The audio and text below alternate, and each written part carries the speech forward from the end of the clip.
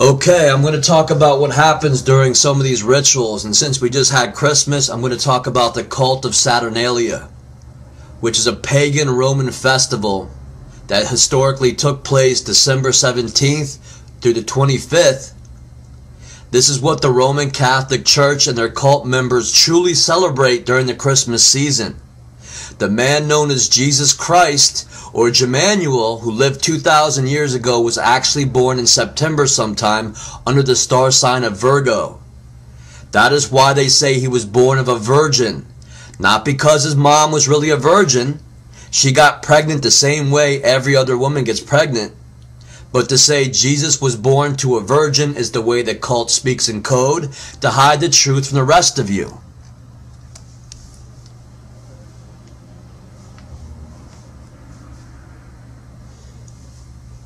The reason you all celebrate Christmas in December is because this is an ancient pagan ritual that goes back thousands of years. The cult of Saturnalia was recognized as a week of drunken lawlessness where no one could be punished for damaging property and injuring others. So you could get drunk, get in fights, trash people's houses, and it was all legal under Roman law. Hiding behind the scenes and directing all this chaos was the cult, having a field day as usual. So if you look up Saturnalia, the textbook definition is that the cult would elect someone to play the Lord of Misrule, and they would force this person to get drunk, take drugs, eat, and have sex with random people, and then at the end of the festival they'll kill him, and this represented that they were killing someone evil and destroying the forces of darkness. And since that is not really how it works, I will explain it more accurately now. Once again, Saturnalia involved multitudes of priests and cult members who would use this alien technology, or witchcraft as they understood it, to manipulate random targets throughout the community. So to fully explain how these rituals always differed slightly based on who was being targeted, I'm going to give you 4 examples in the form of stories so that you begin to understand these mind control rituals or games of manipulation that the cult plays on others. The first ritual, Scarlet. Scarlet is a beautiful girl who works as a waitress in a tavern. She got certain cult members' attention when they went there to eat and saw this lovely girl radiating with happiness and life.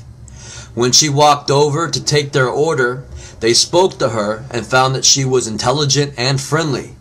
They asked her some questions and found that she was engaged to a young man who worked as a ship builder. The cult went and sniffed him out and found that he was also a very nice person. So the cult needed to disgrace this seemingly perfect match made in heaven because it made them very jealous, and they wanted Scarlet under their control because Scarlet had a charm that they could potentially use to manipulate others. So the cult went to work devising a plan to get her inside the cult. So they found 2 young cult members, a man and a woman around Scarlet's age, and they told these 2 cult members to pretend to be husband and wife and go into the tavern where Scarlet worked and begin to strike up conversations with Scarlet. The false couple should act like they couldn't be happier and in love. They should tell Scarlet their cover story of where they worked and lived and to tip her generously. After a couple months of going to the tavern where Scarlet worked and getting to know her as regulars, they waited until the holiday festival of Saturnalia to act. During the month of December, many cult members had visited the tavern, all putting a spell on Scarlet as they were trained to do. Then the false couple entered, as planned, and saw that Scarlet looked sedated with this energy. Scarlet had been feeling strangely good this last week, as though she were always drunk, even though she never drank. Tonight, the couple mentioned that they were having a party at their extravagant house that overlooked the ocean. They told Scarlet many important people in the community will be there, some who might be able to give her better employment opportunities if she were to meet them. So Scarlet said that she was supposed to meet her fiancé after work, but the fake couple maintained that it wouldn't hurt if she only dropped by for a little while just to see their lovely estate. They said it would be their honor to send a carriage for her after work so she wouldn't have to walk all the way there and back and wouldn't be too late in meeting her fiancé. And Scarlet decided that it would be wise to accept their offer because they appeared to have such connections. When she arrived at the large estate that overlooked the water, she felt intoxicated. She went in and was offered a drink and was surrounded by many people, all who seemed eager to make her acquaintance. As the night went on, she was introduced to a young man who was not only available, but also a wealthy noble. The hours wore on, and they danced several times, and the more she drank, the more attracted she grew to this man, and soon she forgot about her fiancé. Before she knew it, she was in another stagecoach, and then at the noble's estate. After she slept with the man, she began to feel even more strangely excited. She was given an expensive dress and then escorted by the noble to another, crazier party where she engaged in more sex acts with several different people who offered her money and connections. What she failed to see was that this was all set up by the cult. The couple who invited her out were not married and didn't even know each other before the operation concerning Scarlet commenced. That was not their beautiful house by the ocean, and the noble Scarlet met at the party was just another cult member as well.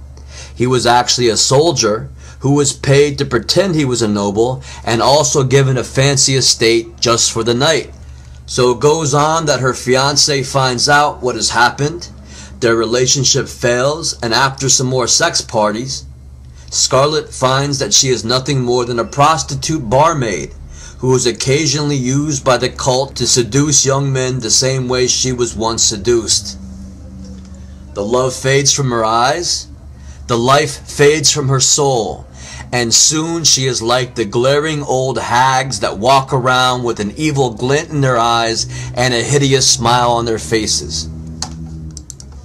The second ritual, Petros. Petros had charisma. He was a short little stout man with a walrus-like mustache who always looked great in a top hat. He came from an influential family of merchants, and when Petros got dressed up and attended friends' parties, he liked to drink excessively and then go around and meet everyone there. Everyone liked Petros, who was a great conversationalist and never ran out of things to say. When the cult got a load of Petros, they said, "This is the type of man we need on our side. All the citizens like Petros, and he is easy to trust." So once again the cult gathered in a herd, and all took turns meeting Petros, who enjoyed talking to everyone. They all shook his hand and made sure the Greys knew that Petros was the next target of the cult to pull him into their flock. If Petros turned out to be easy to control, he had city mayor written all over him. So during Saturnalia, the cult made it a game to take Petros on a walk. They found it was extremely easy to trigger him to walk over to any cult member and start talking. They got him to drink too much and then found he was even easier to manipulate. The cult found that they could subliminally command him to go to every location they had in mind, and sooner or later Petros would show up shaking everyone's hands. Every one of the cult spells worked on Petros, and Petros had no idea he was being manipulated. When he got drunk and began to say things out loud that cult members would whisper in his ear, they knew they had their man. So Petros was introduced to cult members who went on to be his handlers, and soon he was given an opportunity to run for city mayor. Of course he was elected, and still to this day, doors open all over the city for Petros the Great. The third ritual, Tony. Tony worked down at the docks, unloading cargo from ships, so he was a big muscle-bound knucklehead. He was known to get into fights, sometimes arranged street fights, and he was feared in the city. The cult hit him with energy the whole month of December, and then during the ritual of Saturnalia, they wanted to see how far into senselessness and depraved violence he'd sink. The cult messed with him until Tony was blind with rage, and the more he drank, the more violent he became. During Saturnalia, the cult triggered him to go check on his girlfriend, and at her house they got into an argument and he beat her up. Then he stormed down the street, beating up random drunks in the alleys. After visiting a bar, he was triggered by the cult to follow a woman home, break into her house, and then rape her.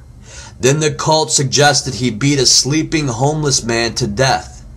While all this was happening, the cult stood in the background, following Tony through the city and ritually controlling him to act in worse and worse ways.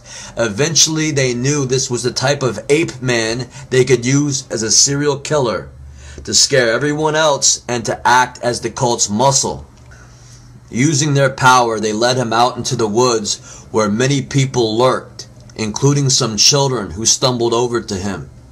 In his mind-controlled and demon-possessed rage, he tortured and then killed the defenseless children as groups of others watched in the background behind masks. When he went to attack these strangers in masks, he was brought to his knees as a pain shot through his chest, as though his heart were going to explode.